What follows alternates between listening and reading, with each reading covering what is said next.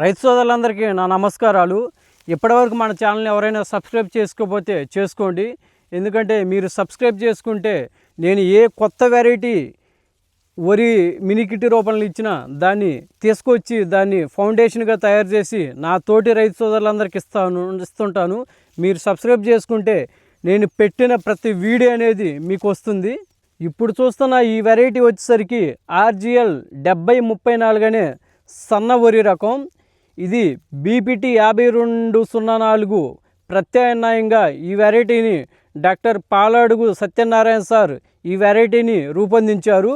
ఈ వెరైటీ అనేది గాలులకు కానీ ఎటువంటి తుఫాన్లకు కానీ ఎటు వాతావరణ పరిస్థితులు అన్నిటినీ తట్టుకొని నిలబడే ఉంటుంది కానీ పడదు. దీని దిగుబడి సామర్థ్యం వచ్చేసరికి ఎకరానికి 75 కేజీల బస్తాలు 60 బస్తాలు అనేవి తేలిగ్గా వస్తాయి.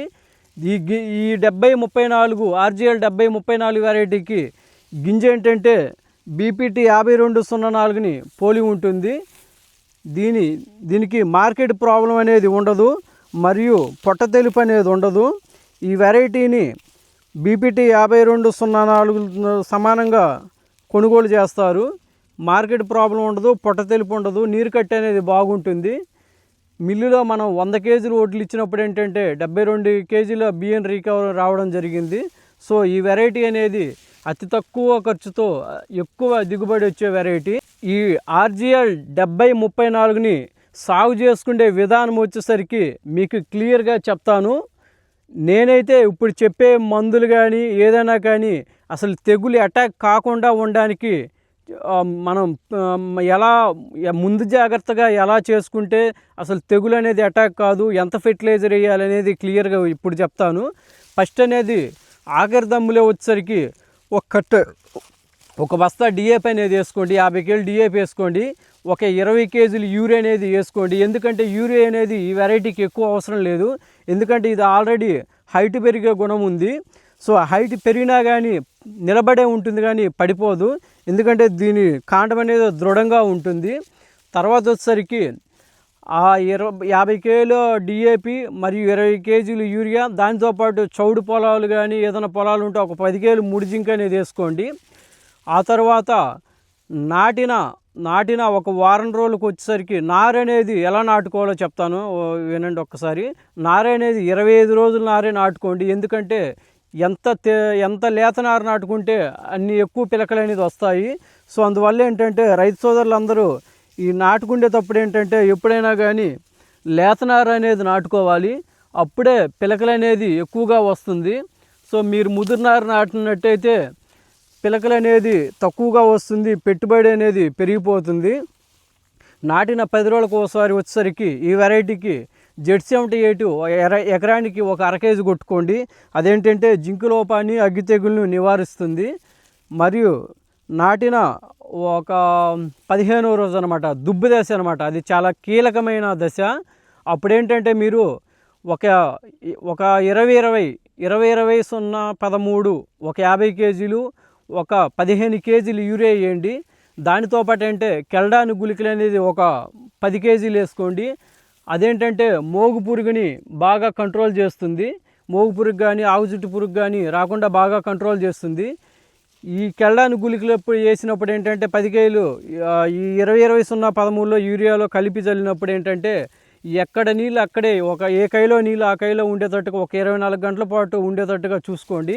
అప్పుడే భూమికి బాగా బట్టి మొక్క బాగా తీసుకొని పొలం మొత్తం ఎటువంటి పురుగుకి అటాక్ కాకుండా ఉంటుంది.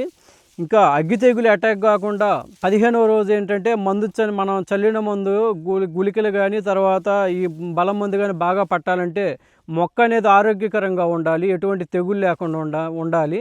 ఆ తెగులు లేకుండా ఉండాలంటే మనం ఏం చేయాలంటే క్రిస్టల్ కంపెనీ అజోస్ట్రిక్ అనేది ఎకరానికి 240 ml కొట్టండి. దాంతోపాటు ఏంటంటే అంటే పిలకలు బాగా రావడానికి ఫార్ములా 4 అనేది ఒక అర కేజీ ఎకరానికి కొట్టండి. అప్పుడు ఏంటంటే పిలకలు బాగా వస్తాయి. కీలక దశ అనమాట ఈ 15వ రోజు అనేది వరిలో కీలక దశ, ఆ విధంగా ఫాలో అవ్వండి. తర్వాత 3వ ట్రిప్ వచ్చేసరికి ఈ వెరైటీకి అయితే యూరియా అనేది అవసరం లేదు. మీరేం చేస్తారంటే ఒక 30 కేజీల పొటాష్ వేసుకోండి. ఆ తర్వాత వచ్చేసరికి ఒక 15 కేజీలు సూపర్ ఉంటుందన్నమాట. అది వేసుకోండి. యూరియా అనేది 3వ ట్రిప్ అనేది వేయొద్దు, ఎందుకంటే ఇది ఆల్రెడీ హైట్ పెరుగుతుందని చెప్పాను కదా. సో ఇప్పుడు ఇది వచ్చేసరికి 3వ ట్రిప్ ఎప్పుడు వేయాలంటే 35వ రోజు వేయాలన్నమాట. ఈ 35వ రోజు ఇది వేసిన తర్వాత ఎటువంటి అగ్గి తెగులు అటాక్ కానీ మరియు మోగుపురి అటాక్ కానీ కాకుండా ఉండడానికి ఏం చేయాలంటే బిఎస్ఎఫ్ వాళ్ళది షెల్టిమా ఎకరానికి 400 ml కొట్టండి. దానితో పాటు ఏంటంటే ఇదేంటంటే బిఎస్ఎఫ్ వాళ్ళది షెల్టిమా ఏంటంటే అగ్గి తెగుల్ని, మెడ విరిపిని, తర్వాత వచ్చేసరికి ఎండాకు తెగుల్ని బాగా నివారిస్తుంది. అప్పుడు మనం వేసిన 3వ ట్రిప్ బలం మందు అనేది మొక్క బాగా తీసుకొని మంచిగా గ్రోత్ అనేది వస్తుంది. తర్వాత పురుగు అనేది అంటే మోగు పురుగు కానీ ఆకు చుట్టు పురుగు కానీ అటాక్ అవ్వకుండా ఉండాలంటే కింగ్డాక్స్, అల్లిక అనేది కలిపి కొట్టండి. కింగ్డాక్స్ అనేది ఎకరానికి 200 ml కొట్టండి. అల్లిక అనేది 100 ml కొట్టండి. ఇవన్నీ నేను చెప్పే మందులు సపరేట్ బకెట్లో కలుపుకొని కొట్టండి. అప్పుడేంటంటే వరి అనేది ఆరోగ్యకరంగా ఉంటుంది. ఆ తర్వాత ఎన్ను తీసిన తర్వాత ఇంకా ఈ వరికైతే బలం మందు అనేది అవసరం లేదు. ఇంకా తర్వాత వెన్ను అనేది ఒక 5% బయటకు వచ్చిన తర్వాత క్రిస్టల్ కంపెనీ టిల్ట్ ఉంటుందన్నమాట. అదైతే ఖచ్చితంగా కొట్టండి. అదేంటంటే గింజ బాగా షైనింగ్ రావడానికి ఉపయోగపడుతుంది. దానితో పాటు ఏంటంటే ప్రొపనోపాసు ప్లస్ సైఫర్మిత్రిన్ కొట్టుకోండి. అదేంటంటే కంకి నల్లి మరియు కంకి తాలిపోకుండా ప్రతి గింజ బాగా పాలు పోసుకునే విధంగా చేస్తుంది. సో అందువల్ల ఏంటంటే ఈ విధంగా చేసినట్టయితే రైతు సోదరులు ఖచ్చితంగా ఈ వెరైటీని 50 నుంచి 60 బస్తాలు అనేది ఒక ఎకరాలో తేలిగ్గా తీసుకోవచ్చు. కొంతమంది చెప్తారు ఒకసారి మందు కొట్టాను 60 బస్తాలు పండింది, 50 బస్తాలు పండింది. అవన్నీ కరెక్ట్ కాదు. ఏదైనా కానీ వరికి అనేది 3-4 సార్లు కంపల్సరీగా మందు అయితే కొట్టుకోవాలి. అది నేను చెప్పేది ఏంటంటే ఇవన్నీ మీరు కూడా ఒకసారి తెలుసుకొని నేను చెప్పేది కరెక్టో కాదో మీరు కూడా ఒకసారి ఎంక్వైరీ చేసుకోండి. ఎంక్వైరీ చేసుకొని మీకు నచ్చినట్లయితే నేను చెప్పిన విషయాలు ఫాలో అవ్వండి. మరియు చివరిలో ఏంటంటే ఎక్కడైనా మోగుపురుగు అటాక్ ఏదన్నా పడకపోతే అవసరం లేదు. మోగుపురుగు అటాక్ ఎక్కడన్నా వర్షాలు ఎక్కువయ్యి ఏదన్నా వాతావరణ పరిస్థితులు ఏదన్నా తేడాలు వచ్చి మోగుపురుగు అటాక్ అని ఏదన్నా వస్తుంటే అల్లిక మరియు మోటార్ అనేది కొట్టుకోండి. అప్పుడనేది ఆల్మోస్ట్ కోత దశకు వచ్చేస్తుంది. ఈ విధంగా చేసుకుంటే కంపల్సరీగా 50 నుంచి 60 బస్తాలు అనేవి తేలిగ్గా పండించుకోవచ్చు. ఓకే, ధన్యవాదాలు రైతు సోదరులారా.